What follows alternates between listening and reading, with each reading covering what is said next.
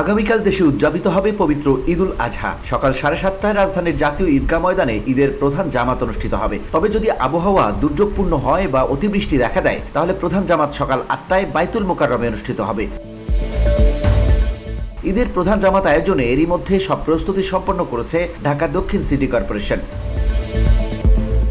ঈদের জামাতে প্রায় 35,000 মুসল্লির অংশগ্রহণের মতো জায়গা প্রস্তুত রাখা হয়েছে। ভিআইপি শ্রেণীর জন্য রয়েছে আলাদা ব্লক, যেখানে 250 জন একসঙ্গে নামাজ আদায় করতে পারবেন।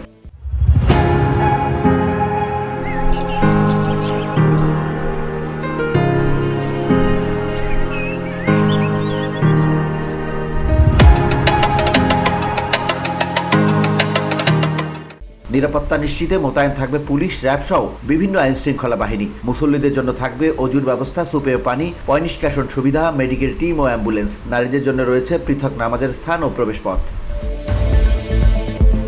VOD Bangla news desk.